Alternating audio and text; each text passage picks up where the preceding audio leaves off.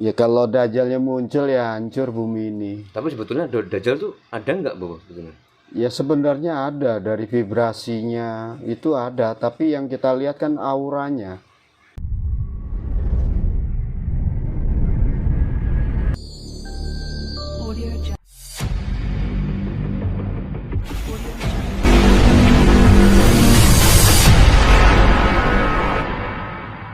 Kalau tanda dari alam berapa hari yang lalu tuh tidak terekspos ya.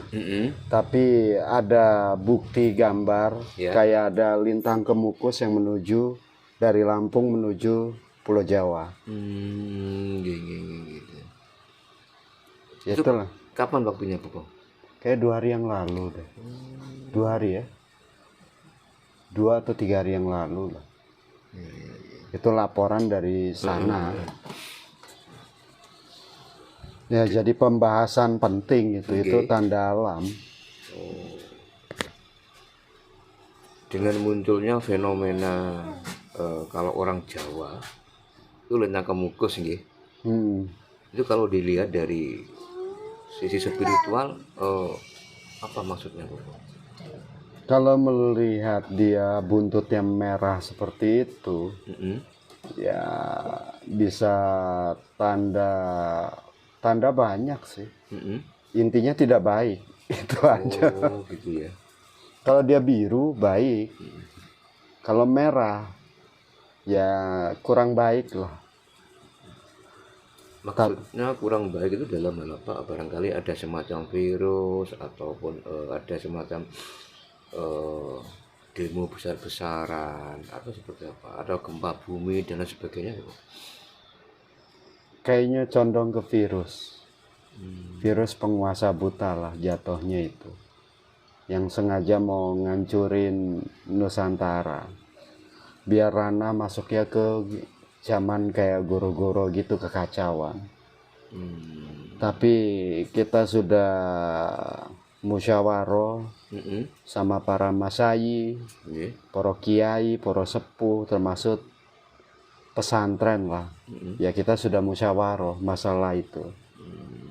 Ya mereka sudah dalam persiapan lah, antisipasi.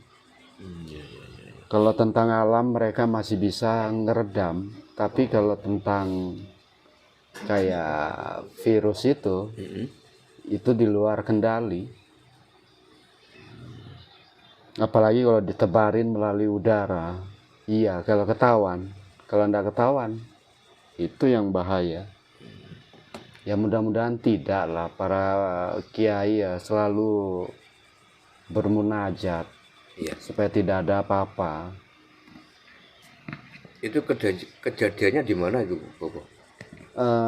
Di Lampung menuju Pulau Jawa ada 3 dentuman keras terjadi. Seharusnya sudah ada viral kayak, tapi ini kok enggak ya, tertutup. Mungkin banyak yang nggak tahu, Bobo. Iya, jam 12 malam soalnya. Itu berarti awalnya terjadi fenomena semacam lintang kemukus itu diawali dengan dentuman atau bagaimana? Dentuman 3 kali. Itu kata penjaga alam lah yang memberi peringatan ataupun tanda. Iya, berikut harus ada bukti kan. Tidak hanya ini aja, buktinya ya mereka sempat memfoto gitu aja.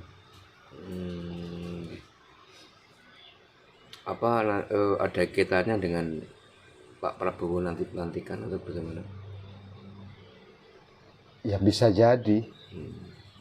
Soalnya ini kan udah urusannya lain ini. Ya intinya ya spiritual Nusantara ya siap membantu lah pemimpin yang akan datang. Jangan disepelekan spiritual Nusantara, punya kok ahli-ahlinya. Pesan-pesan dari Bobo Hendro selaku salah satu spiritual ketika melihat fenomena yang ada di Lampung apa yang perlu dilakukan agar kita ini bisa selamat lah, atau mungkin tidak terkena efek dari murkanya alam, Bopo? Itu bukan murkanya alam ya. Itu murkanya penguasa buta, antek-antek dajjal lah. Memang sengaja mau ngancurin. Kita sudah tahu semua. Cuma kan kasihan wong cilik yang tidak tahu apa-apa jadi korban. Jadi intinya kalau memang itu perbuatan dari yang Bopo Hendro sampaikan, antek-antek dajjal itu berarti ulah dari manusia sendiri. Iya, Berarti buatan sendiri, bukan dari alam. dari alam dia dia pelihara, kasih bisa aja kan, kasih bahan radioaktif, akhirnya jadi racun. Gitu. Ya kalau disambungin sama Congko Joyoboyo, Ya. ya panggebluk itu, pagi kena, ya mungkin siang atau sore udah meninggal, jatuhnya itu. Kayak yang terjadi kemarin tuh, Bopo, di corona itu. Lebih ganas lagi. Lebih ganas ini. Iya, itu kan sengaja. Itu ya. Tujuannya apa, Bopo? Orang-orang yang mempunyai pemikiran kayak Dajjal gitu kok sampai menyebarkan virus Ya menguasai dunia, karena cuma mereka yang punya penangkal. Kan hitung-hitungan mereka kan seperti itu. Mereka lupa, spiritual tahu dan sudah mempersiapkan penangkal-penangkal itu bagi yang diperjalankan. Iya. Kan banyak keakuan yang diperjalankan, tapi sebenarnya sejatinya tidak tahu apa-apa. Talenta ndak punya, kalian ya gitu-gitu aja. Apa yang harus kita lakukan? Ya kalau untuk mengusir itu mudah. Buat perapian, blender saja bawang putih, mungkin bisa mengusir. Tapi kalau sudah terpapar, itu masalahnya ada di situ. Bawang putih di blender nih. Di blender jadikan air, kan kayak orang tukang sate gimana sih? Api besar semprotin aja, nanti asapnya kan itu membunuh bakteri yang sifatnya berlendir lah. Itu saja lah. Ya bisa dibuktikan kalau di rumah banyak nyamuk, rumah kebun, coba bakar-bakarin itu. Pasti tidak ada nyamuk. Itu metode zaman dahulu seperti itu. Kan belum semodern sekarang. Bisa saja Anda mau ribet, minyak wangi ya bisa, wangi-wangian. Tapi kan butuh asap yang besar. Iya. Ya kayak begini banyak pohon, ya mungkin mereka persembunyiannya kan di situ. Makanya harus rajin, intinya kita rajin. Berarti intinya kita harus waspada nih, Bopo nggih. Betul, karena belum terjadi. Ini kan baru kita melihat tanda alam. Alam selalu ngasih tandanya. Tergantung kita. Kalau rajin tirakat, pasti tahu itu. Nah, maksudnya tirakat tuh getaran apapun kita bisa merasakan di saat kita melek beginilah. Kita bisa merasakan, kita punya sensor. Iya. Fenomena apa yang akan terjadi. Kita kan tinggal lihat para YouTuber. Itu aja lah. Mereka mengekspos apa, yang viral apa. Kita meneliti itu aja, dikasih tanda. Kalau belum ada bukti kita kan tidak bisa. Itu kan baru analogi. Asas praduga tak bersalah kita sendiri menganalogi. Tapi masih lebih baik kalau kita eling lan waspodo. Iya. Sering ya Bopo Hendro itu melihat fenomena semacam itu. Ya kita kan punya perkumpulan sih. Spiritual yang diperjalankan, saling memberi informasi, saling musyawarah lah. Intinya itu rapat lah jatuhnya.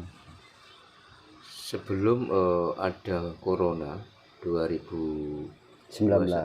bukan 2021 mungkin ya. Oh, Kemarin 19. 19 ya. Iya. Oh ya, itu Sudah tahu. ada tanda apa itu sebelumnya? Sudah tahu duluan sebelumnya, 2 tahun sebelumnya lah. Kita sudah tahu. Enggak barangkali ada tanda-tanda dari alam itu? Ada.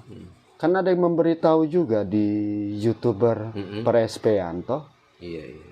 Dari grup Satrio Piningit itu udah diberitahu sebelum adanya itu. Ya 2 hari sebelum kejadian sudah diberitahu. Apalagi itu di ruang publik. Sesama spiritual ya sudah siap. Ya kayak waktu itu ya kita juga sibuk juga di sini. Ya sibuk ngobatin yang terpapar. Karena kan kalau masuk itu kan pasti enggak selamatnya. Iya. Yang manual justru yang selamat. Ya. Tadi Bobo Hendro mengatakan bahwa nanti itu ya, jika terjadi ya Bu ya, mudah-mudahan tidak terjadi lah. Itu hasil dari perbuatan orang-orang yang dinamakan antek-antek Dajjal ya. Sebetulnya sosok Dajjal sendiri itu apakah memang benar-benar wujud perorangan atau bagaimana Bu? Aura. Iya, wujudnya belum diketahui. Oh. Tapi aura-auranya nempel sama manusia-manusia yang serakah. Biasanya seperti itu. Ya kalau kita bicara ya spiritual aliran sesat lah. Tapi yang berkuasa. Soalnya kan di dalam kitab-kitab sendiri itu sudah dijelaskan bahwa Dajjal itu sekarang sudah ada gitu kan. Tapi berada di tempat ini kan seperti itu. Nggak bisa auranya iya. Oh gitu ya. Ya kalau Dajjalnya muncul ya hancur bumi ini. Tapi sebetulnya Dajjal tuh ada nggak Bu sebetulnya? Ya sebenarnya ada, dari vibrasinya itu ada. Tapi yang kita lihat kan auranya. Kalau kita sifat serakah dia bisa nempel. Ya sifat iri dengki lah. Oh. Buat yang spiritual. Iya. Berarti intinya kalau Dajjal yang apa yang disampaikan di dalam kitab-kitab adalah wujud perorangan yang berada di tempat ini, di tempat itu berarti nonsen ya? Nonsen, kecuali aura yang nempel. Oh, gitu. Dia akan mempengaruhi pikiran toh. Iya. Yang sudah tersesat makin jadi, akhirnya lupa jalan pulang lah. Mata batinnya udah buta mata hati. Soalnya itu kadang saya sendiri itu berpikir begini loh terkait dengan Dajjal ya. Nah, kan sudah dijelaskan di dalam kitab-kitab sendiri kan bahwa Betul. Dajjal nanti akan muncul di akhir zaman kan seperti itu. Nah, nanti yang akan bisa membunuh Dajjal itu hanya Nabi Isa. Nabi Isa. Nah, pertanyaan saya begini lah, kenapa kok harus Nabi Isa kok nggak Nabi Muhammad? Padahal Nabi Muhammad kan panutan umat seluruh dunia kan gitu. Ya bisa jadi itu kan siloka sih sebenarnya.